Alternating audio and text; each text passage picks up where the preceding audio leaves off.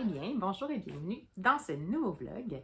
Nous sommes le lundi 24 octobre et c'est parti pour une autre semaine de lecture à tout vent. Alors, tout d'abord, hier, je suis passée à la bibliothèque et suivant mon gros ménage que j'ai fait dans ma pile à lire de livres de bibliothèque, pour plus de détails, je vous réfère au vlog précédent, j'ai résisté et je ne suis allée chercher que ma réservation. Alors là, victoire, ce qui fait que ma pile à lire de livres de bibliothèque n'a pas trop augmenté. C'était un peu mon objectif parce que là, je me rendais compte que j'avais un grand enthousiasme d'emprunt, mais que finalement, ce que ça faisait, c'est que ça me mettait une petite pression parce que je les voyais s'accumuler puis que j'y allais vraiment avec l'élan du moment, mais qu'au fur et à mesure des jours, l'élan se tarissait. Et bon, voilà, bon, ça fait beaucoup ça pour les gens qui ont des piles à lire de livres qu'ils ont acquis, mais c'est un peu la même chose pour moi pour la biblio. Par contre, c'est plus simple pour moi parce que j'ai seulement qu'à faire le tri et les rapporter. Et si jamais je veux encore les lire, les emprunter de nouveau. Alors voilà pour la petite histoire. Tout ça pour dire que hier, je suis allée à la bibliothèque et je suis allée récupérer le tome 1 de la série Le Jardin des Fées de Audrey Alouette. Oups, le ring light. Attendez un petit peu, je vais essayer de vous trouver un angle pas si mal. Non, aujourd'hui, il n'y en aura pas. Attendez, je me mets ici. Ah voilà. Alors, Le Jardin des Fées, c'est un scénario d'Audrey Alouette. C'est chez Dracou Éditions. Et puis, pour les scénaristes et les coloristes, je crois, je vais me baser sur ce qui était indiqué dans la page de titre. Donc, dessin Nora Moretti et couleur Citros Treb. Donc, voilà. Donc, Le Jardin des Fées. Audrey Alouette, pour rappel, c'est l'autrice qui a fait, entre autres, la série de romans jeunesse très populaire Magic Charlie. Mais moi, je l'ai surtout découverte par sa série BD récente, Le Grimoire d'Elphie, que j'avais vraiment adoré. Donc, ça m'intriguait. Le visuel de celui-ci me tentait déjà moins d'emblée. Je trouvais que ça faisait un petit peu plus artificiel, même peut-être un petit peu plus à la dessin à la manga. C'est pas que j'aime pas les mangas, mais on dirait que des fois, ça me parle un peu moins. Puis là, bon, en fait, je l'ouvre puis je me rends compte que c'est définitivement ça. Donc, je vais vous montrer quelques planches. Ouf, je suis pas sûre que le visuel va me tenter. Donc, première planche. Disons, seconde planche. Allons-y comme ça. Donc, je vais vous lire la quatrième, parce que je ne suis pas certaine que je vais être capable de vous le résumer de façon effective.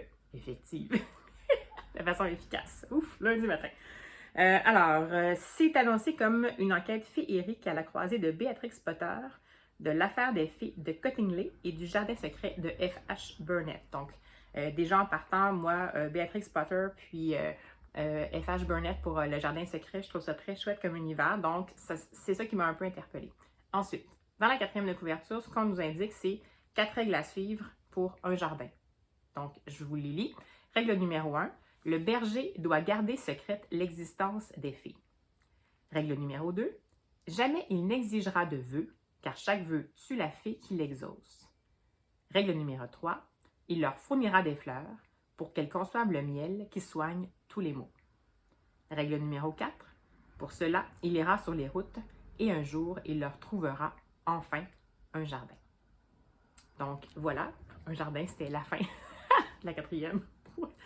Donc, ça a l'air vraiment intéressant. L'idée, surtout, moi, qui m'intrigue, c'est jamais il n'exigera de vœux, car chaque vœu tue la fée qui l'exauce. Donc, ça, on est vraiment dans une autre dimension.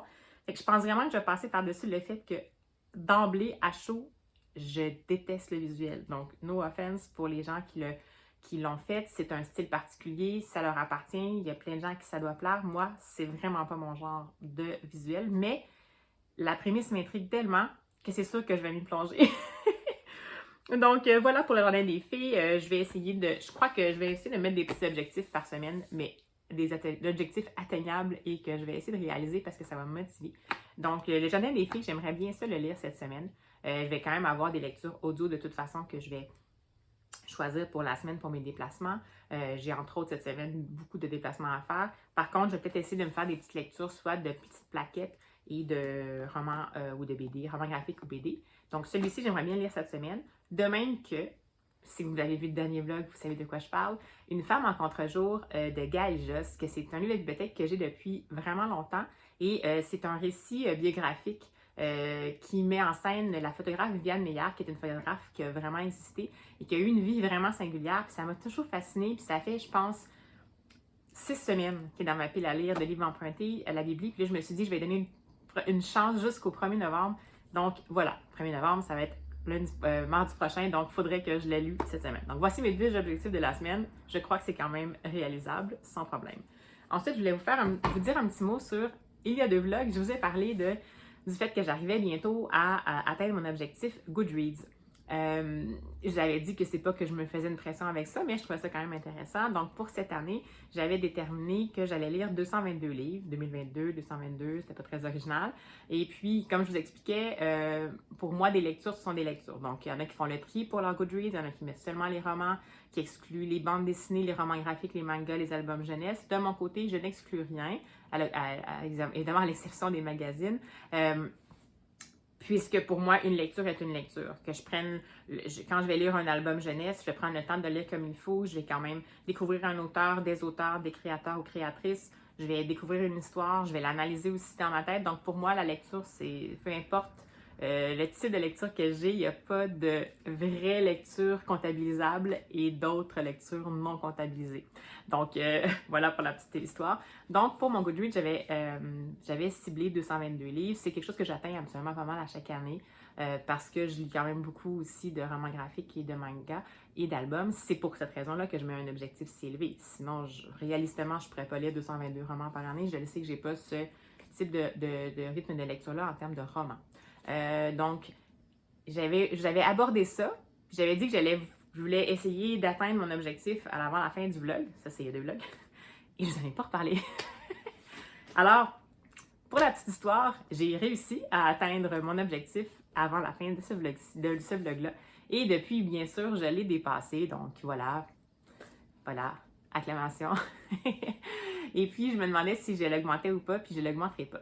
Donc, dans le fond, je voulais juste vous dire que pour moi, ces genres d'objectifs de lecture-là, c'est pas quelque chose qui me met une pression de plus. Si je l'atteins, je l'atteins. Si je l'atteins pas, je l'atteins pas. Cette année, voyez-vous, je l'atteins quand même tard en octobre. Souvent, ces objectifs-là, je les atteins plus tôt dans l'année. Par exemple, souvent, ça va être fin août, début septembre, même des fois fin juillet. Et puis souvent, je vais à ce moment-là les ajuster pour essayer de me pousser un petit peu plus, de me stimuler un petit peu plus pour finir l'année avec un peu plus de lecture visée. Cette année, je suis surtout contente, en fait, m'être quand même fixé cet objectif-là, mais d'avoir gardé surtout l'objectif du plaisir de lecture. Et ça a été une année très difficile pour moi au niveau personnel. J'ai eu beaucoup de choses qui se sont passées, de bouleversements, et qui ont fait en sorte que j'ai pas toujours été en état d'accueillir la lecture, même si c'était aussi plaisant, fût-elle à ce moment-là. Fût-elle? Aussi plaisante aurait-elle être lorsque j'avais à l'envisager. Il y a des moments où je n'étais pas à même d'accueillir ça. Et j'ai quand même réussi à poursuivre des lectures. Et ça m'a, à la limite, cet été, ça m'a amené même dans une autre dimension. J'ai réussi à retrouver un rythme de lecture que je n'avais pas même depuis des années grâce aux lectures audio. Et puis, ça m'a vraiment encouragée, puis ça m'a remis justement dans le plaisir de lire. C'est même ça qui a fait en sorte que je me suis dit, je vais me relancer. Je vais me relancer dans la petite chronique littéraire bien humble et sympathique par le biais de BookTube. Comme je vous avais dit dans le dernier vlog, je l'avais déjà fait il y a des années avec un blog pendant près d'une dizaine d'années, mais j'avais fini par arrêter parce que j'avais comme perdu un peu le plaisir de lire, ça mettait trop de pression. Puis là, cette année, dans le fond, cet objectif-là, ce qui a fait pour moi, en ce qui me concerne, c'est que je m'y suis un peu accrochée de façon automatique en me disant, je vais essayer de garder l'habitude de lire. Et puis finalement, à travers tous les aléas de mon année, le fait que j'ai eu cet objectif-là, il y a des fois où c'était automatique en me disant, j'aimerais bien ça, pouvoir le faire avancer, ce qui fait que je me donnais le petit coup de motivation de plus pour peut-être commencer une BD, un roman graphique, un livre audio. Et finalement, je me suis laissée entraîner en faisant ça. Ça a forcé une habitude, mais finalement, l'habitude est revenue. Et puis là, finalement, je me suis laissée emballer. Puis c'est l'habitude elle-même qui a pris le relais. Donc, le défi est passé complètement, dans le fond, en arrière-plan. Fait que je voulais juste vous dire, il y en a qui sont pour ou contre les défis. Je pense que c'est personnel, ça dépend ce qu'on fait de ces défis-là, ce qu'on en fait. Moi, j'en fais pas une pression du tout. Peut-être que l'année prochaine, je mettrai un objectif plus bas. Je verrai, c'est simplement que j'ai souvent eu une vie où je prenais pas le temps de lire, puis pourtant, je suis une grande lectrice. Puis là, on dirait que cet objectif-là, ça me permettait de me dire, de me faire un petit rappel, de me dire « lis donc, parce que tu aimes ça lire. » Donc, c'est comme ça, moi, que je le voyais. Alors voilà, je vais faire un petit topo sur l'idée des défis Goodreads. Je le souligne ici simplement pour avoir l'opportunité de vous parler de ce que moi, j'en fais, en fait, de ces défis-là. Mais en fait, il n'y a pas de bons ou de mauvais défis. Si vous n'aimez pas ça, les défis, c'est pas grave. L'important, si vous aimez lire, c'est de lire. Il n'y a absolument pas de pression, de chiffres. Chaque personne a sa réalité. Il y a des gens qui vont inclure juste les romans. Il y a des gens que juste d'arriver à se dire qu'ils vont lire un livre par mois, c'est majeur, ça leur fait du bien. Donc, les nombres, là, les chiffres, les nombres, les statistiques, ça regarde que chaque personne. Vous mettez bien ce que vous voulez, ce qui vous intéresse. Moi, je ne me compare pas avec les autres. Donc, s'il vous plaît, n'utilisez pas ce nombre-là pour vous comparer. C'est absolument pas le cas. De mon côté, je sais que c'est réaliste parce que c'est ce que je lis à chaque année. Donc, je suis allée de façon réaliste, même conservatrice, parce que je lis beaucoup d'albums. Donc, voilà. Alors, c'était le petit topo défi Goodreads. Sur ce, eh bien, je vais vous souhaiter une bonne suite de vlogs, puis ben, je vous reprends dès que je peux. Donc, à tout de suite. Eh bien, re-bienvenue dans nos savoureux mardis post-boulot en auto. Je vous rassure, je suis stationnée. Alors, je fais un petit retour parce que ma semaine a commencé et je n'avais pas encore trouvé de livre audio. Mais finalement, hier, je me suis décidée, ou même ce matin, je crois que je me suis décidée, oui. J'ai décidé de commencer un livre que j'avais vu passer en livre papier, puisque j'ai vu qu'il était disponible en livre audio. C'était un livre de courte durée, c'est ça que je cherchais en livre audio, je veux dire. Et c'est un livre de littérature japonaise, si je ne m'abuse. Alors, c'est... Je vais essayer de voir si je peux vous trouver un angle qui est acceptable. Oh, boy. Bon, au pire, je mettrai la vignette. Donc, Le chat qui voulait sauver les livres. Et l'auteur est Sosuke Natsukawa. Donc, c'est publié, c'est chez Nil. Et puis, moi, je l'écoute, je crois, en version audio. Je l'écoute, je crois que c'est chez Lydie. Donc, je vous mettrai la petite vignette. Alors, on suit dans cette histoire-là, on va suivre le jeune Rintaro Natsuki, qui est un jeune adolescent qui a perdu sa mère très jeune et qui est allé habiter avec son grand-père. Et son grand-père, en fait, est un intellectuel qui a décidé un jour de s'ouvrir une librairie d'occasion et qui l'a maintenu en vie jusqu'au jour de sa mort. Et bon, là, on arrive et puis sa mort vient tout juste de se passer. Et Rintaro, je vais essayer de me souvenir de son nom. Rintaro Natsuki est seul et il sait que sa tante, en fait, une tante qu'il ne connaissait pas, est venue l'aider pour les obsèques, planifier toute la suite, puis potentiellement l'accueillir chez lui. Puis bien, bon, enfin, il se promène dans la librairie de son oncle, puis il se rappelle un peu des souvenirs qu'il y a eu là, parce qu'il a beaucoup lu à cet endroit-là et tout. Et il va rencontrer des camarades de classe, mais également, visiblement étrange, un chat parlant qui va l'inviter à venir sauver des livres.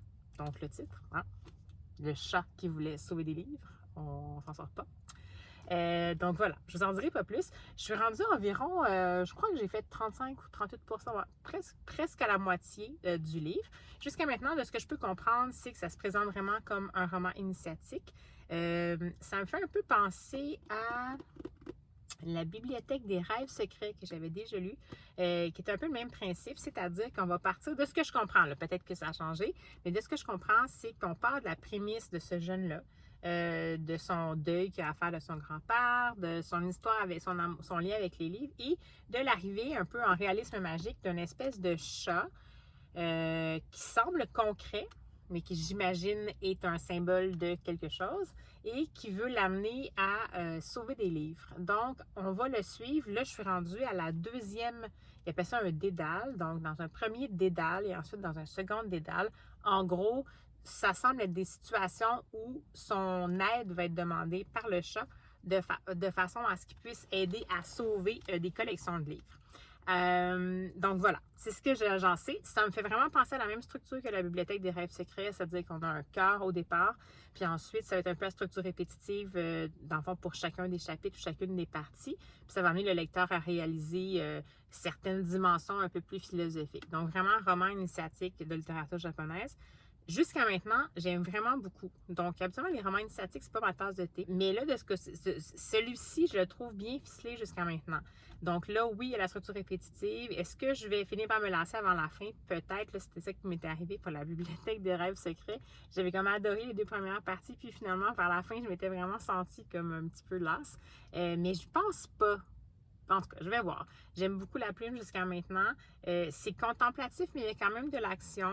Il y a des moments où on sent que c'est un appel à la réflexion, mais c'est pas jusqu'à maintenant trop lourd, tambour battant. Ceci est un message néon. Donc, vous connaissez ma perception de ce genre de message-là qui, on dirait, prend le lecteur pour quelqu'un qui n'est pas capable de faire ses propres liens. Donc, voilà. Donc, c'est en cours en ce moment. C'est sûr que je vais la terminer cette semaine. Donc, première lecture choisie. Et puis, j'ai une petite réception à faire avec vous. Je vais essayer de me débrouiller le mieux que je peux en espérant que ce soit possible d'y arriver dans une voiture sans outils. Désolée pour le bruit. Je voulais quand même pas que les données sensibles soient disponibles. Donc, c'est un livre qui provient, en fait, un livre, oui, c'est pas trop surprenant. Donc, une des rares acquisitions que je fais, comme vous savez, j'achète pas avec parcimonie, disons. C'est un livre que j'ai commandé aux éditions Hurlevent. Pour ceux qui ne connaissaient pas, je vous en avais parlé il y a quelques vlogs. C'est une toute jeune maison d'édition française. Et puis, ils ont sorti leur premier ouvrage, c'était Le cœur singulier de Millie Davis, de Sarah Yarmont.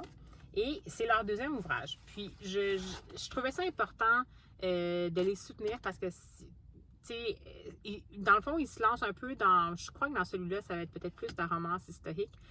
C'est un petit peu moins dans métal, mais le produit qu'ils proposent habituellement est super intéressant au niveau visuel. Ils ont fait un gros effort au niveau de la mise en page, des choix qu'ils ont fait pour le support livre.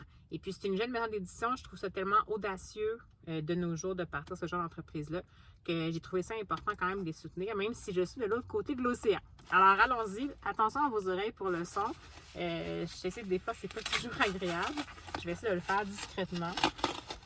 Là, je vous ferai pas un plongée, là, parce que je fais ce que je peux avec les moyens du bord. Alors, première étape de fête. Je vais essayer de voir si je peux faire le restant. Alors, je vous rassure, Édition Hurlevent, votre colis a passé les douanes sans problème. Au Canada, des fois, c'est un peu problématique. Et il est en excellent état. Donc, voici le livre. Donc, cette fois-ci, c'est La Duchesse de Buckingham de Shannon Malka, donc aux Éditions Hurlevent. Et je ne sais pas si je pense que je vais vous faire un résumé ou le début de la 4e. Ça se passe en Angleterre en 1841. Donc, et c'est Helena Quincy, qui est la fille du comte de Winchester, qui a mené une existence très dans la ouate, disons. On ne lui a pas vraiment permis de sortir dans le monde. Et tout ça va être bouleversé lorsqu'à un moment donné, elle va assister par hasard. Je vais citer quelques moments, paraphraser quelques trucs de la 4e en attendant quand même. Elle va assister par hasard dans la ville de Southampton à ce qu'il appelle ici une scène d'une rare violence entre un maître d'œuvre et son employé, un enfant d'à peine 10 ans.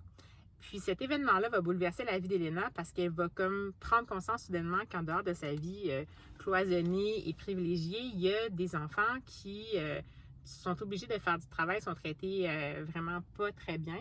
Et elle va décider de mener une campagne de sensibilisation auprès de l'entourage de la reine Victoria. Bon, donc on va s'arrêter là.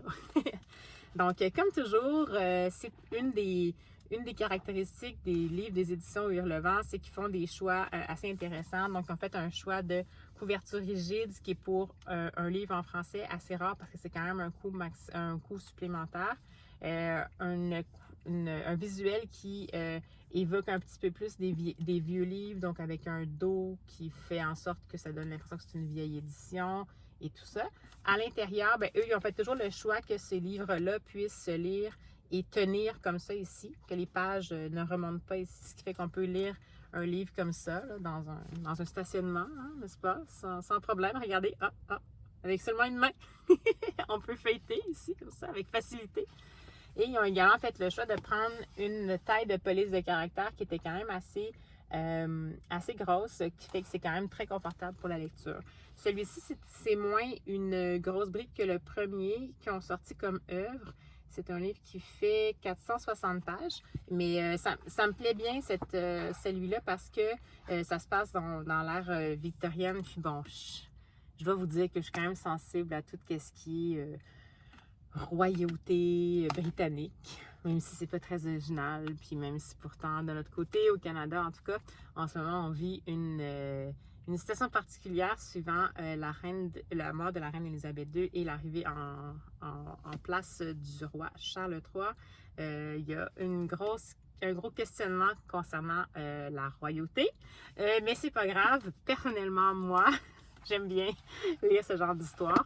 Donc d'ailleurs, il y a une des voix de Hurlevent là, qui sont des booktubers ou des bookstagrammeuses avec qui les éditions ont des partenariats et qui disent que c'est à la croisée de Downton Abbey et la chronique des Bridgerton, la duchesse de Buckingham nous offre une véritable plongée au cœur de la cour de la reine Victoria, aux côtés d'une héroïne forte et dévouée.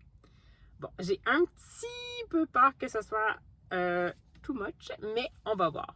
De toute façon, je suis contente de l'achat que j'ai fait et du soutien que j'ai fait. Le livre est très, très beau. C'est vraiment un beau produit. Alors, il va aller ranger dans ma bibliothèque le cas singulier de Millie Davis, que non, je n'ai pas encore lu. Alors voilà, c'était le petit unboxing post-boulot avec un éclairage ici auquel vous êtes maintenant rendu habitué. Cet éclairage de fin de journée, peu contrôlable. Et voilà. Alors sur ça, ben, je vais vous dire au revoir. Je vais vous reprendre bientôt. Je vais sans doute, à mon avis, terminer rapidement le fameux livre audio Le chat qui voulait sauver les livres. C'est possible que j'aie à m'en choisir un autre au moins pour jeudi parce que j'ai vraiment beaucoup de déplacements à faire dans la journée de jeudi. Puis voilà, ben, je vous tiendrai au courant. Je ne sais pas trop à quoi va ressembler ma semaine côté lecture, mais on va se dire à tout bientôt! Alors, bienvenue en ce jeudi matin, un petit topo lecture pour vous parler de ma lecture terminée, ma lecture audio du début de la semaine. Alors, ça semble être une petite formule qui se répète, c'est-à-dire que je me choisis un livre audio pour le début de la semaine, puis finalement, je le dévore en 2-3 jours, sans nécessairement avoir de lecture autre en parallèle. Mais bon, ça fait partie du nouveau rythme, on dirait bien. Alors, je vous en ai déjà un peu parlé. J'ai terminé Le chat qui voulait sauver les livres de Sosuke Natsukawa. Donc, c'est publié chez Nil Éditions et c'est traduit du japonais. Donc, j'aimais déjà bien le ton, comme je vous en avais parlé un petit peu précédemment, du livre. Je vous disais que c'était une espèce de roman initiatique, donc ça se précise. Je dirais même que c'est presque une fable initiatique. Par contre, ça a vraiment une structure de roman, c'est-à-dire que contrairement à certains des romans initiatiques que j'avais déjà eus dans la littérature japonaise, le rythme est un petit peu différent. Donc, on retrouve quand même un petit peu la structure répétitive, c'est-à-dire une situation de base dans laquelle on va, pour rappel, retrouver Rintaro Natsuki, je crois. Oui, Rintaro Natsuki, qui est un jeune dont le grand-père est décédé récemment et qui était propriétaire d'une librairie d'occasion et pour qui les livres étaient super importants. On va le retrouver alors qu'il essaie de vivre son deuil et qu'il y a un peu la menace qui plane, qui déménage chez sa tante. Et il se referme sur lui-même, dans le fond, suivant le décès de son grand-père. Et je vous avais laissé sur « Il y a une rencontre qui va arriver qui fait partie, en fait, du réalisme magique un peu. Donc, il va rencontrer un chat tigré, un beau tabirou, qui va lui demander de venir l'aider à sauver des livres. J'en dirai pas plus parce qu'en fait, je trouve que dans ce livre-là, de savourer chacune des étapes est vraiment intéressante. Comme je vous disais, c'était peut-être pas... Ben en fait, c'est encore une fois, c'est le chemin pour s'y rendre qui est vraiment intéressant. Donc, il va y avoir une structure répétitive parce qu'il va y avoir plusieurs comme moments où Rintaro Natsuki va être...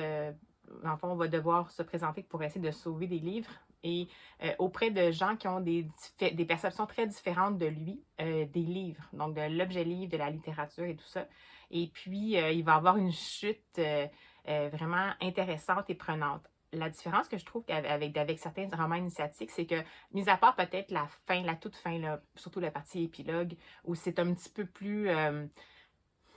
je sais pas, édulcoré pour bien enrober une espèce de petite morale, mais tout le restant du livre, c'est pas ça du tout, on sent pas ça. Oui, c'est philosophique, oui, ça nous permet de porter une réflexion sur qu'est-ce que le livre veut dire pour chaque personne, c'est quoi la place du livre dans la société, même si on a l'impression qu'en ce moment la société est dépassée.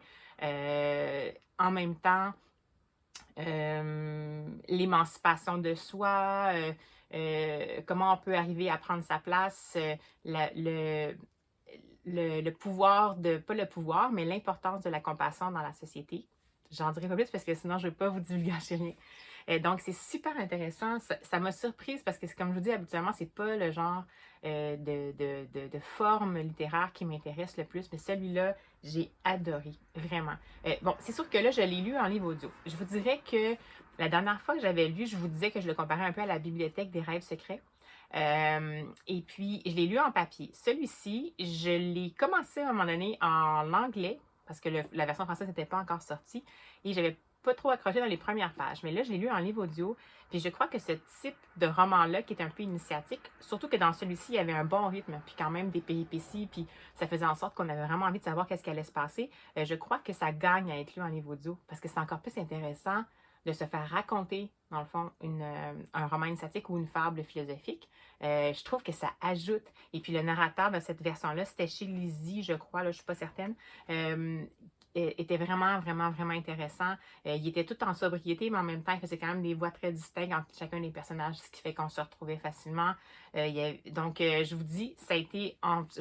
Je pensais jamais dire ça, mais ça a été un coup de cœur. Donc, si jamais ça vous dit, c'est disponible en français. Le chat qui voulait sauver les livres. C'est sûr que quelqu'un qui aime beaucoup la lecture, ça va l'intéresser, mais je pense que justement, les gens qui vont être rencontrés au fur et à mesure de l'histoire, c'est pas nécessairement tous des gens pour qui le livre ou la lecture prend la même place. Puis ce qui est intéressant, c'est que pas, ben, le lecteur peut porter un jugement, mais finalement, au bout du compte, ça reste quand même bienveillant. Donc, je trouve que c'est quand même inclusif. Donc, ça va permettre de faire une réflexion, même à ceux qui n'ont peut-être pas le livre tant tatoué sur le cœur. Donc, voilà. Donc, je vous invite vraiment, vraiment à lire ce livre-là. Ensuite, ben, je me suis choisi tout de suite un autre livre audio parce que j'ai beaucoup de déplacements à faire, entre autres aujourd'hui. Donc, je ne voulais pas être à sec dans mes livres audio. Et je me suis choisi un livre, je m'excuse si je baisse le regard, mais c'est que j'ai un petit blanc sur le titre, donc je vais aller voir. C'est un livre dont j'avais entendu parler chez Petite Lectrice, si je me souviens bien. Et c'est un livre de Nadine Monfils.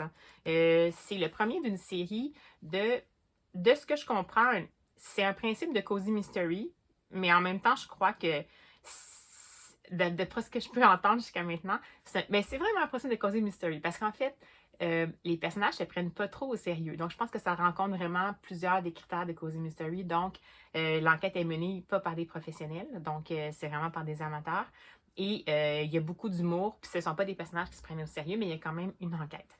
Donc, le titre de ce livre est le titre du premier tome. Donc, ça fait partie de la série Les folles enquêtes de Magritte et Georgette. Et là, ça, c'est intéressant également parce que ça met en scène René Magritte.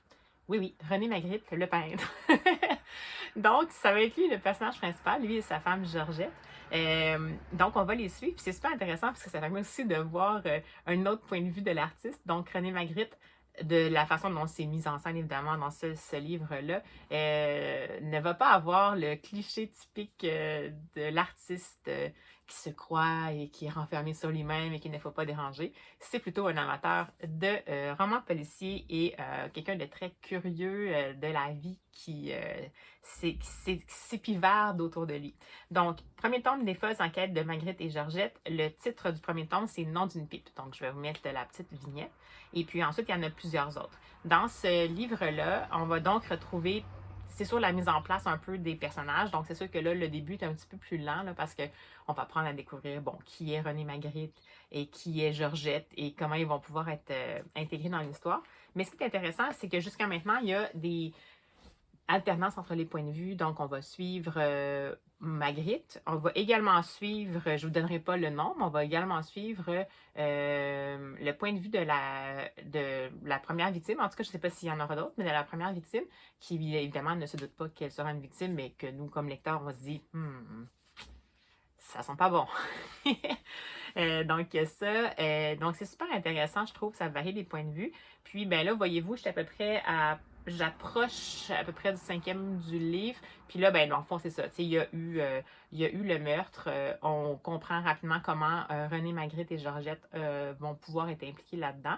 Il y a une petite dimension de, pas réalisme magique, mais je crois qu'il faut accepter qu'il y a des choses qui sont inexplicables là-dedans parce que René Magritte va être impliqué un peu dans ce meurtre-là parce qu'il a comme vu la victime ainsi que son fantôme sur sa route.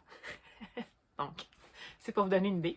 Mais on n'est pas du tout dans le côté très fantôme et créature magique, mais ce qui est drôle, c'est que c'est vraiment concret au quotidien, mais il y a comme ça qui apparaît. Comme René Magritte, c'est un artiste, on dirait que c'est accepté d'emblée. En même temps, ça demeure quelque chose d'un peu mystérieux. Voilà. Donc, à date, j'en sais pas plus que ça. Ce que je vous dirais, c'est que la plume de Nadine Monfils est comme excellente. Vraiment parfaite. Même si le début était lent, c'était une mise en place, la plume est tellement intéressante, super, vraiment fine, humoristique, ça se prend pas au sérieux, c'est très bien écrit. Il y a beaucoup de... Bon, ça se passe en Belgique, donc il y a beaucoup de références aussi aux paroles des chansons de Jacques Brel, mais de façon très cocasse, donc très discrète, là, c'est pas ceci est une citation, c'est vraiment très discret les allusions. Donc ceux qui auront peut-être connu Jacques Brel, ça va peut-être les faire sourire.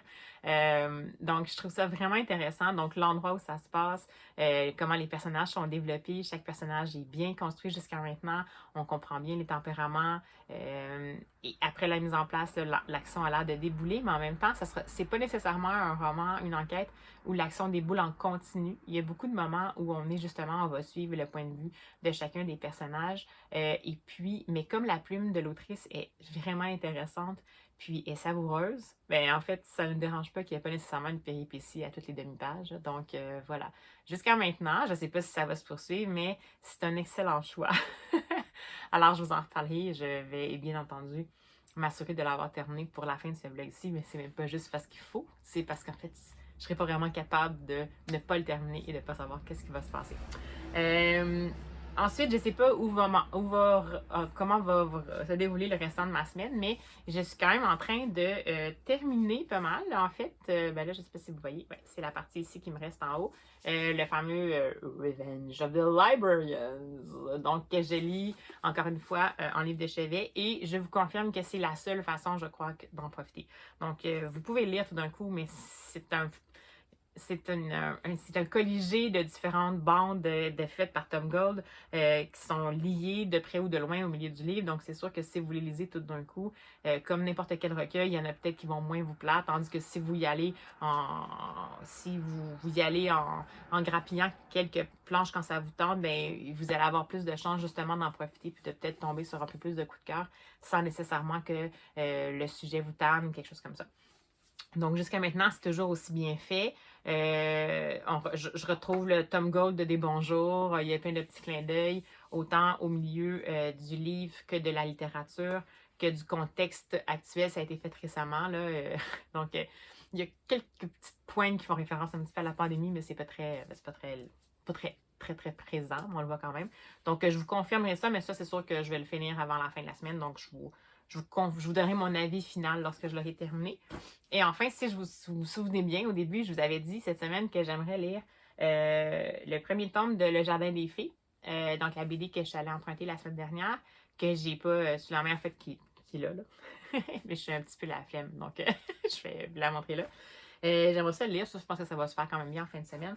Et je vais vous en parler parce que si je m'engage pas, ça va jamais se passer. Donc, j'aimerais bien finalement lire le fameux Une femme en contre-jour de Gaël Josse. Je vais voir ce que je peux faire. Là. Je peux pas croire que je suis pas capable de lire ça parce que ça m'intéresse vraiment. C'est pas parce que ça m'intéresse pas. Je comprends pas pourquoi je retarde tant que ça. Donc, en plus, c'est un livre qui fait comme 150 pages. Donc, je m'engage à le faire là, devant vous. Hein? Bon, j'aurais finir ça. Donc, voilà un petit peu le plan de la semaine. Puis, je vais vous revenir dès que j'ai du nouveau à échanger avec vous, à vous jaser livres et tout ça. Là, je vous reviens dès que je peux. Alors, à tout de suite. Bien, bonsoir. Alors, je fais un petit coucou rapide en habit de soirée. Parce que je suis passée à la Bibli pour chercher une réservation et j'ai terminé avec finalement les 5 livres sur 6 que j'avais demandé en réservation. qui sont arrivés en même temps. Alors, je vais peut-être devoir faire un petit blitz de lecture.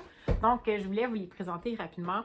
Donc, désolée pour l'éclairage, encore une fois, quand je fais des trucs de soir, je sais que c'est pas le summum de l'éclairage, mais je vais faire de mon mieux pour que ce soit le plus agréable possible pour vous. Alors, tout d'abord, un petit opuscule québécois que ça faisait vraiment longtemps que j'avais ciblé dans les parutions, puis ça a pris vraiment beaucoup de temps que je puisse mettre la main dessus en bibliothèque. Donc, c'est un des deux opuscules de la connexion unique chez Héritage Jeunesse, ce sont des romans en vers libre et qui abordent souvent des réalités plutôt singulières. C'est un petit peu des romans coup de poing, je dirais. Puis vraiment, là, actuellement, à date, je les ai tous lus. Puis je pense que j'ai pas mal tous aimé. Peut-être un là, que j'avais un petit peu moins aimé, mais sinon, ça me plaît habituellement. Donc, c'est La balance du vide de Julien Leclerc. Et je voulais la quatrième parce que, absolument, pour le résumé, c'est pas toujours évident. Alors, j'y vais. Je ne digère pas les échecs et les imperfections. Quand je monte sur la balance pour apprécier le vide, je me gave de la satisfaction de voir mon poids diminuer. Ce mal prend de plus en plus de place dans ma vie.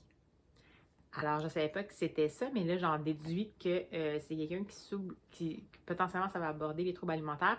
Donc, attention, alerte à ceux peut-être pour qui ça pourrait être au niveau de leur réalité, dans le fond, que ça pourrait être peut-être un trigger. Donc, peut-être aborder ça avec parcimonie. Je vais le lire, je vous dirai si c'est quelque chose qui est vraiment, à mon avis, ça tourne autour de ça. Je vais voir comment c'est abordé. J'ai bien hâte de le découvrir. Donc, La balance du vide de Julien Leclerc dans la collection unique de Héritage Jeunesse. Ensuite, un que j'avais vu passer un petit peu partout, puis en fait, je vous dirais que c'est vraiment en raison particulièrement de son visuel. Donc, c'était Blaireau et Putois d'Amy Timberlake, et c'est chez Gallimard Jeunesse? Non, Albin Michel Jeunesse. Donc, Blaireau et Putois d'Amy Timberlake chez Albin Michel Jeunesse. Et c'est un roman avec illustration, je crois. Oui, quelques illustrations. Donc, un roman, d'abord, assez aéré, un roman jeunesse, avec quelques illustrations en monochrome comme ceci. Et puis, encore une fois, la quatrième, je vais vous la lire parce que c'est une quatrième qui est courte, puis j'imagine que ça va faire le travail de résumé. Alors, voilà. Les putois ne sont pas les bienvenus. Ils n'ont rien à faire sur le pas de votre porte. Ils ne devraient jamais, au grand jamais, emménager chez vous. Pourtant, Blaireau ne peut rien y faire. Putois est son nouveau colocataire, nom d'une belette. Ça a l'air vraiment chouette. Roman jeunesse, oh là là. Même la couverture, là, on voit ici le putois. Bon, au Québec, ici, on appelle ça une moufette.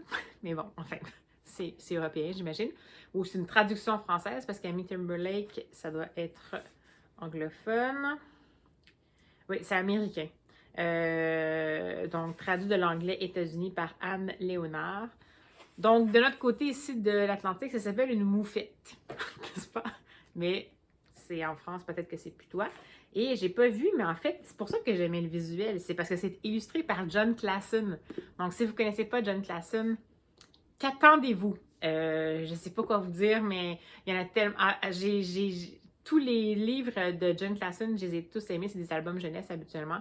J'adore qu'est-ce qu'il fait visuellement, puis ses histoires aussi. Donc voilà pourquoi peut-être j'ai été interpellée par celui-là. Il y a une première image à l'entrée qui est une image en couleur, donc je vous la montre. Bref, je suis vraiment excitée par rapport à ce livre-là. Alors, deuxième réservation. Et ensuite, ça c'était sur les conseils de...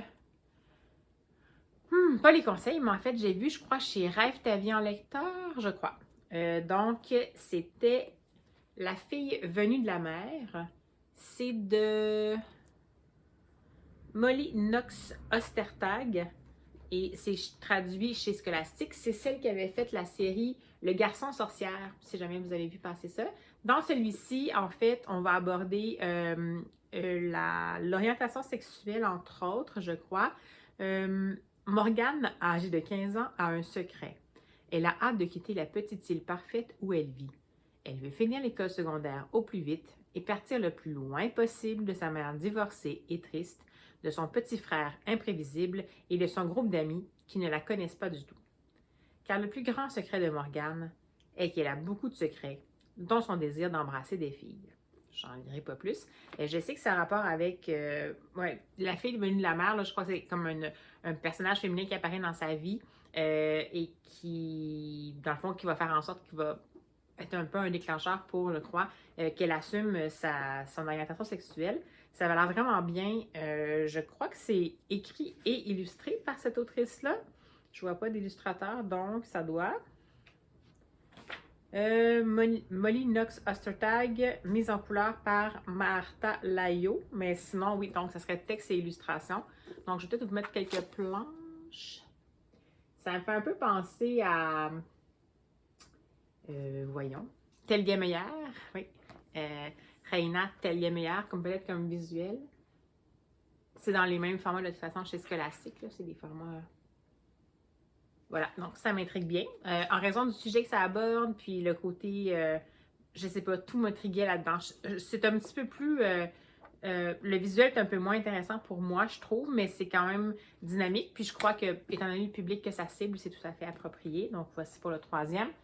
Enfin, un opus de la rentrée littéraire également à l'automne, ici au Québec. Oh, j'ai pas de résumé. Ouh, ça va être dur. Alors, c'est la fin du commencement. Voilà. Et les autrices, je crois, ce sont Fadi Malek et Anne Villeneuve, je crois, pour les illustrations. Et c'est un roman graphique monochrome, donc en noir et blanc. J'ai pas de résumé, mais ce qu'on met en quatrième de couverture, c'est « Nous nous battrons sur les mers et sur les océans. Nous nous battrons sur les plages. Nous nous battrons dans les champs et dans les rues. Nous nous battrons dans les montagnes. Nous ne nous rendrons jamais. » Winston Churchill. Alors, je crois que c'est une histoire d'immigration. Je crois. Je suis pas certaine. Puis je sais pas, mon Dieu, oui, ça parle du Liban.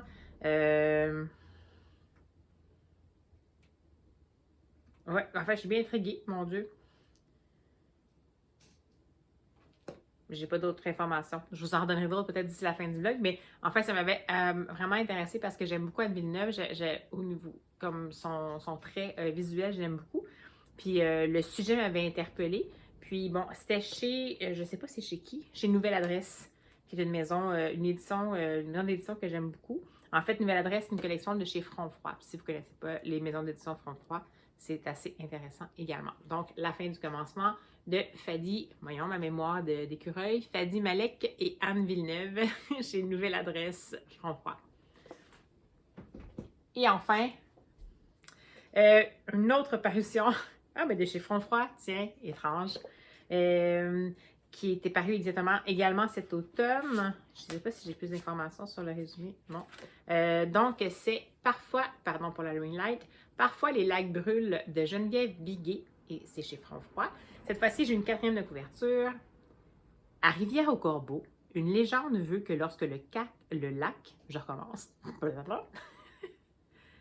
À Rivière-au-Corbeau, une légende veut que lorsque le lac Kijikone prend feu, tout ce qu'on y plonge se transforme en or. Intriguant, n'est-ce pas? Ouh, le visuel a l'air vraiment intéressant. Donc, on a l'air de fonctionner en teinte effacée, je dirais. C'est pas monochrome, là. Vous avez quand même plusieurs couleurs, mais c'est comme des teintes un peu effacées, comme un peu vieillottes. Voilà. Donc, ça m'intriguait bien également. J'aime beaucoup ce que fait Front Froid habituellement. Je vois qu'il y a des doubles planches silencieuses, donc sans dialogue. J'aime bien ça quand c'est des moments comme ça intercalés dans l'action. Alors voilà.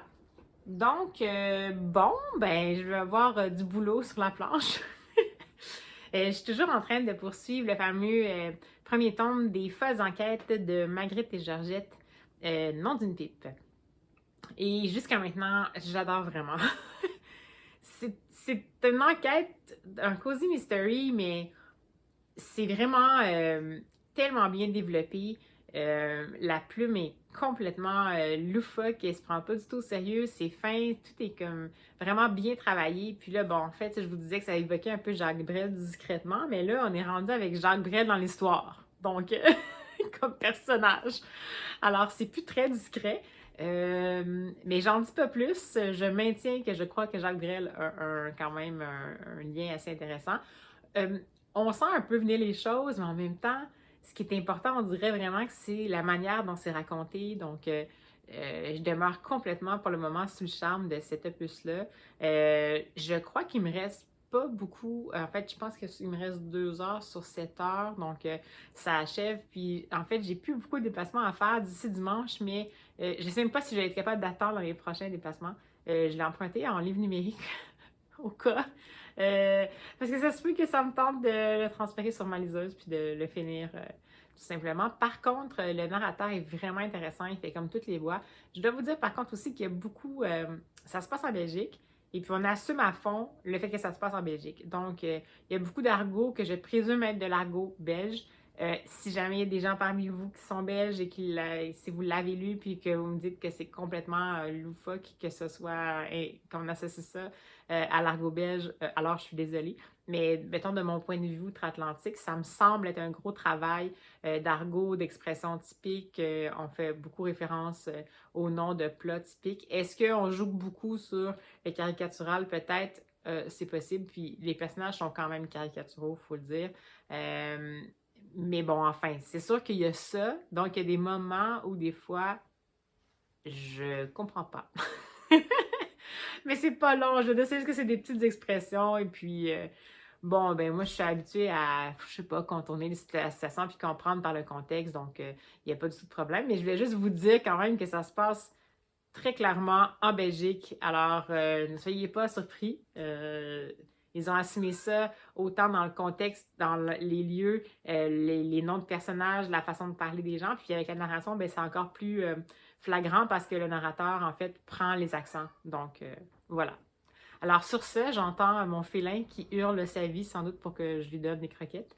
Alors, avant qu'elle vienne faire une cacophonie tout près, je vais vous laisser, puis je vais vous reprendre dès que je peux pour la suite des choses. Alors, sur ce, ben, bonne fin de soirée et à tout de suite dans le vlog!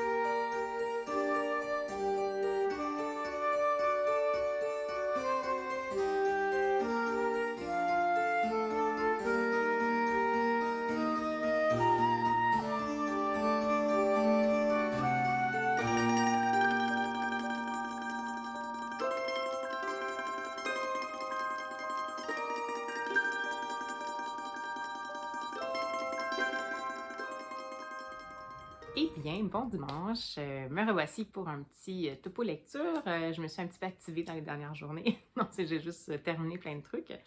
Alors, j'ai terminé tout d'abord le fameux, ça fait plusieurs vlogs que je l'ai entamé, le fameux Revenge of the Librarians de Tom Gould. Donc, je le lisais, comme je vous disais, en livre de chevet. Et ce que je vous en ai dit n'a pas changé comme perception. Donc, c'est un excellent Tom Gold. C'est un recueil de bandes, donc c'est sûr que j'ai pris la bonne décision en le lisant avec parcimonie et au gré des élans. Comme livre de chevet, c'est parfait. Et j'ai bien aimé que ça se passe dans le domaine du livre et de la littérature. Je crois quand même que, comme lecteur, si on fait partie du domaine du livre ou si on a un grand intérêt pour la littérature, on va en profiter mieux parce qu'il y a quand même beaucoup de référents un peu nichés des fois à la littérature, ce qui fait surtout la littérature anglophone. Donc, c'est sûr que si on a moins cette connaissance-là, on va en profiter, mais ça se peut qu'il y en ait qu'on trouve que les bandes vont tomber à plat parce qu'on n'a peut-être pas les référents nécessaires. Mais sinon, c'est une excellente lecture. C'est peut-être pas mon...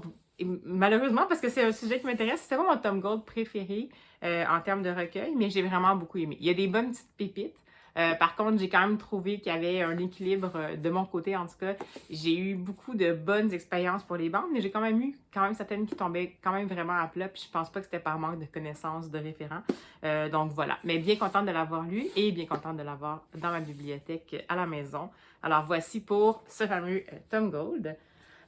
Ensuite, j'ai terminé ma lecture audio, ma deuxième lecture audio du vlog, c'est-à-dire le premier tome des fausses enquêtes de Marguerite et Georgette. Le tome s'appelle Dans une pipe. Et j'ai bien apprécié. Je vous dirais que j'ai vraiment apprécié, ça n'a pas changé ce que je vous ai dit par rapport à la plume de Nadine Monfils. Mon grand coup de cœur, c'est vraiment la plume de Nadine Monfils, puis les personnages qu'elle a mis en place.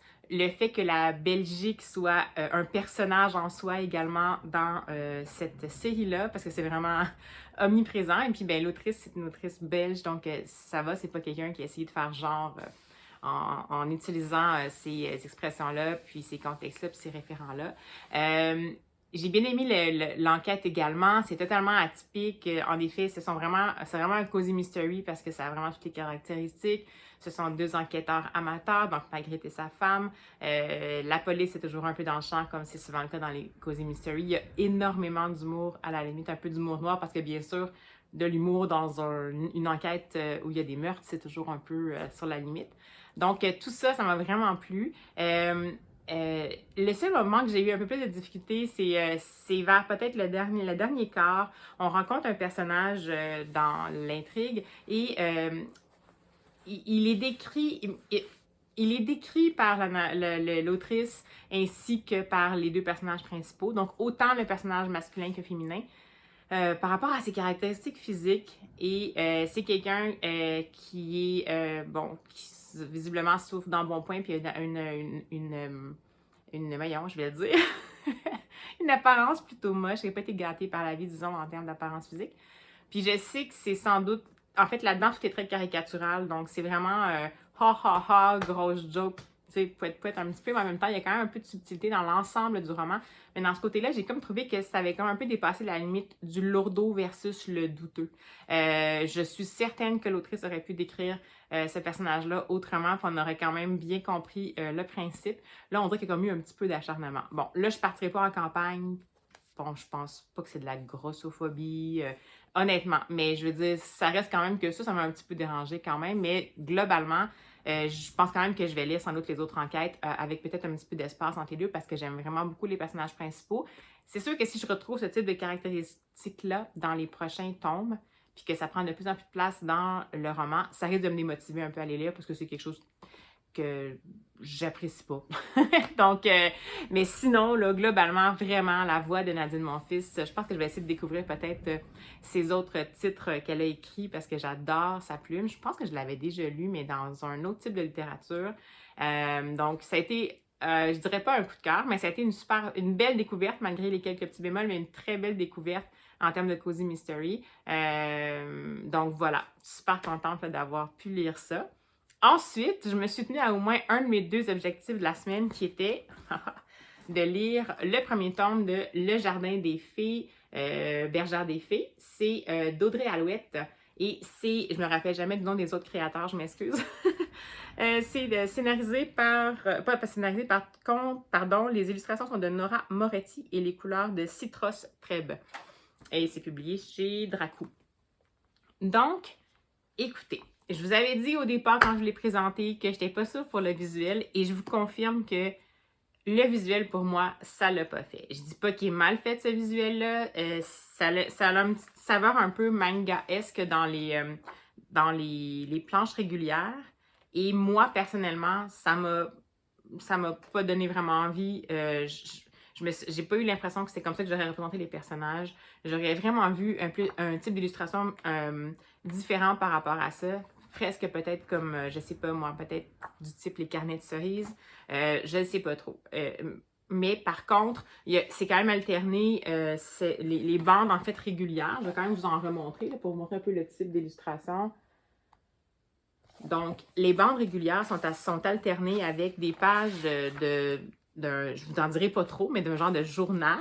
Donc, et là, à ce moment-là, c'est vraiment un journal. Et ça, bien évidemment, comme il n'y a pas beaucoup d'illustrations, ça m'a bien plu parce que c'était plus quelque chose auquel je m'attendais pour ce type de livre-là, là, qui parle vraiment d'une jeune fille qui se fait envoyer par sa mère dans le fond, chez son oncle, chez sa tante, je crois, dans un château. Et elle semble avoir une mission cachée qu'on ne sait pas trop. Et elle va découvrir que c'est un endroit où il y a des fées et que la survie des fées est en danger et qu'il y a une étrange malédiction qui plane sur le château. Et au fur et à mesure du livre, on va découvrir est-ce qu'elle peut avoir un rôle à jouer, elle, en tant que dans le fond, faisant partie de la famille éloignée, puis tout ça, elle en apprend plus sur l'histoire de sa famille. J'essaie de pas trop vous en dire parce qu'en fait, c'est super intéressant. Ce à quoi je vais en venir, c'est, malgré le fait que j'ai vraiment pas du tout apprécié le visuel, j'ai adoré l'histoire. J'ai adoré les personnages, j'ai adoré la construction de l'histoire, comment c'est fait, comment c'est divulgué au lecteur par petites touches, comment on a vraiment envie de savoir qu'est-ce qui va se passer, la chute qui donne vraiment envie nécessairement de lire les autres tomes. J'ai vraiment adoré. Donc, ça a fonctionné pour Audrey Alouette, en tout cas, parce que c'est sûr que je vais lire les autres. Mais je peux vous dire que je le lis en regardant comme ça. Je sais pas pourquoi, ça me donne une impression de froideur, ça me donne une impression que moi, comme lecteur, je suis en dehors de l'illustration, on dirait que je suis pas impliquée. Ça semble avoir été fait à l'ordinateur, mais des fois, ça veut pas dire que c'est ça qui fait en sorte qu'il n'y a pas d'âme, mais là, on dirait que ça manque un peu d'âme. Puis je trouve ça dommage parce que c'est pas quelque chose de magique, donc on dirait que ça donnerait l'impression... En tout cas, bref, je vais pas continuer à pérorer là-dessus. Mais tout ça pour dire que Le Jardin des Fées, pour moi, ça a été une super découverte de série. Si le visuel ne vous accroche pas trop le regard, ça vaut vraiment le coup. Puis même si c'est le cas, essayez de découvrir, c'est une super série. Après, moi, Le Grimoire d'Elphie que j'avais vu en BD, je trouve que c'est une autre belle lancée. Et c'est sûr que je vais lire la suite sans hésiter. Ensuite, j'ai enfin, parce que, bon, il faut dire que j'ai reçu un rappel de la bibliothèque intempestif, mais j'ai finalement poursuivi ma lecture de la fameuse série de manga L'Enfant et le Maudit. J'en étais au tome 6 et 7. Je vais essayer d'éviter les reflets. Ouh, c'est dur. Non, on n'y en aura pas passé. Ah, voilà. Non, comme ça, comme ça. Donc, tome 6 et 7 de L'Enfant et le Maudit. C'est sûr que là, je ne pourrais pas vous en parler beaucoup parce que ce sont des tomes 6 et 7, donc on est avancé dans l'histoire.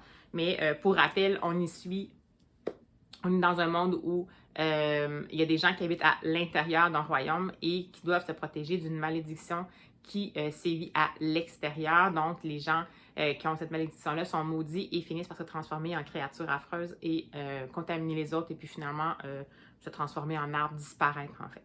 Et on va suivre une enfant qui ne semble pas affectée par ça, ainsi qu'un maudit, mais qu'on sent qu'il n'est peut-être pas exactement, peut-être pas partie de la race, ni de ceux qui ont été contaminés, ni de ceux qui semblent être les vrais maudits d'où émane cette malédiction-là. Donc, c'est un peu mystérieux et il s'appelle le professeur. Donc, au long des 4, 5, 6, 7 premiers tomes, en fait, je vous dirais, si je viens d'apprendre que c'est une série de 11 tomes, je vous dirais que celui-là, en tout cas, cet auteur-là, Nagabe, il maîtrise l'art de disséminer l'action sur plusieurs tomes, c'est-à-dire que c'est vraiment un manga d'ambiance, c'est sombre. Je vous disais encore une fois, dans le tome 6, j'étais encore ça s'est encore présenté à moi la problématique de quand il y a beaucoup d'action, comme c'est un manga qui est monochrome, comme ça ici, quand il y a beaucoup d'action, on perd, le trait est fin, mais il essaie de mettre beaucoup d'action au trait fin, ça finit par faire une image bouchée, puis on voit qu'on ne sait pas trop qu'est-ce qui se passe, qui est quoi. Donc ça c'est encore arrivé au tome 6, puis ça me dérange un peu, mais j'ai bien aimé quand même globalement. plus ça va, là, dans le tome 7, il y a beaucoup de révélations. Ça commence à s'éclaircir, les choses basculent pour un des personnages principaux, je vous dirai pas lequel. Donc, et évidemment, cet auteur-là aussi maîtrise l'art de la chute, parce qu'à chaque fois, je termine puis je me dis, bon, je vous admets que j'ai trouvé quand même que ça s'étirait un peu. Donc, je me suis dit, peut-être que je prendrai au tome 7, j'ai fait un peu, peut-être le tour, je sais pas si je vais poursuivre ou terminer la série. Et à chaque fois, comme là, j'avais 2 tomes. Le tome 6, je me disais ça. Je me suis dit, j'ai le tome 7, je vais le lire quand même. Je finis le tome 7, ça termine sur un cliffhanger. Je veux absolument savoir qu'est-ce qui va se passer, puis en apprendre plus sur ce qui a mené les personnages principaux, où ils sont. Alors, je me suis fait encore avoir. Alors, je vais sans doute la finir, là, sachant que c'est une série de 11 tomes. Je crois que je vais aller jusqu'au bout, puis dans le fond, il me resterait comme 4 tomes à lire. Donc, je pense que je vais me les commander par paire, encore une fois, en prendre en bibliothèque, puis la terminer. Je vais peut-être prendre une mini-pause, parce que je les avais comme enchaînés toujours, là, après aux 3 semaines. Ça se peut que je prenne une mini-pause, mais je suis quand même bien contente d'avoir poursuivi. Alors, intéressant. Ça m'a intriguée jusqu'au tome 3. Après ça, j'ai commencé à avoir une petite fatigue parce que je trouve vraiment, à mon avis, ça aurait pu être quelque chose qui aurait pu se résumer peut-être en une série de 6 tomes. Puis là, ça s'est fait en 11. Donc, moi, étirer pour étirer, j'aime moins ça. En même temps, c'est un manga d'ambiance, donc je comprends que les choses ne peuvent pas aller si vite que ça. Il faut que tranquillement, on le dissémine. Mais ça me fait un peu penser au parcours de la série manga que, bien évidemment, je vais oublier. Le bateau de Thésée. La façon dont ça a été fait, c'est-à-dire où on avait encore une fois 12 tomes, puis encore une fois, on y allait par circonvolution. On allait un peu plus loin, on revenait en arrière, on retournait, on revenait en arrière, puis on a fini par se rendre jusqu'au bout. C'est un peu cette façon-là de fonctionner qui est utilisée dans cette série-là, ce qui fait que ça fait un rythme très lent, puis à la limite, ça permet un peu d'étirer les tomes, mais c'est quand même de qualité. Donc, ça vaut la peine là, de poursuivre la série. Alors, voilà pour ça. Après, ben là, écoutez, aujourd'hui, je ne sais pas ce que je vais faire. J'ai quand même des petits trucs à faire. De notre côté, nous autres, demain, c'est l'Halloween. Alors, je ne sais pas si je vais essayer de voir si je peux vaguement décorer. Moi qui ai tellement beaucoup de talent en décoration. Ou en tout cas, au moins, aller acheter des friandises pour donner aux enfants demain. Puis en garder peut-être quelques-unes dans le tiroir, hein, pour nous. J'aimerais peut-être ça lire un autre livre, mais je vais voir, je ne veux vraiment pas me bousculer. Je vous avais parlé du fameux Gaël Juste, je vais voir, je l'ai quand même renouvelé. Là, je voulais comme le lire rapidement, me donner 2 semaines pour le lire. Puis on dirait que je ne veux pas encore embarquer, puis j'ai peut-être pas le goût de le forcer pour finalement me rendre compte que je l'aurais peut-être aimé en lisant une autre période, donc on verra bien. Je vais vous revenir de toute façon minimalement pour clore ce vlog-ci. Mais bon, je suis quand même bien contente, ça va quand même bien avancer pour la suite. Et en fait, je vais peut-être pas vous parler. J'ai une nouvelle lecture audio, mais je crois que je vais peut-être plus vous en parler dans le début du nouveau vlog que je vais peut-être entamer même à la fin de la journée aujourd'hui, parce que demain je travaille ou sinon peut-être demain matin je verrai. Mais j'en ai une nouvelle qui est arrivée comme ça, inopinément, d'un emprunt de bibliothèque, ce qui fait que ça m'a empêché d'avoir à tergiverser. Ce sera ça pour la suite des choses. Et puis on verra bien, mais je vais vous en parler un petit peu plus dans le prochain vlog. Il faudra rester à l'affût. Alors, ben voilà, je vous dis à tout de suite, puis on se revoit. On se revoit tout bientôt. Bye bye.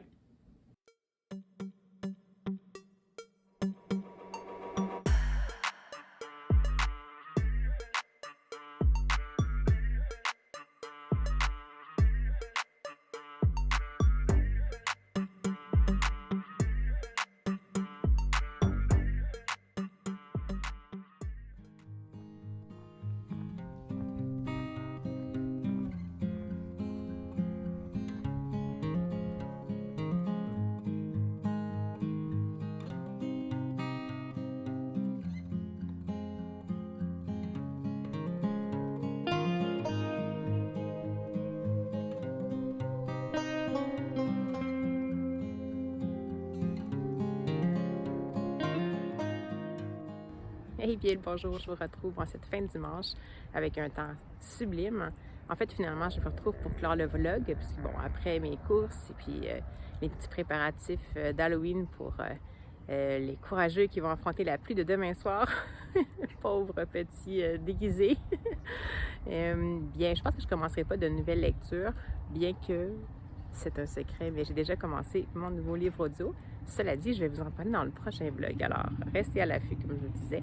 Alors, j'espère que cette petite chronique hebdomadaire vous a bien plu. Si c'est le cas, je vous invite à vous manifester avec un petit j'aime ici sur la barre d'infos.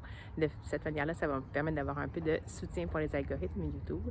Et bien sûr, vous pouvez vous abonner à la chaîne pour ne jamais manquer l'annonce des nouvelles mises en ligne. Et puis, d'ici à ce qu'on se revoit, je vous souhaite, comme à mon habitude, des superbes lectures. N'hésitez pas à en discuter avec moi en commentaire, ça va me faire plaisir de vous lire. Et puis, je vous dis à la prochaine!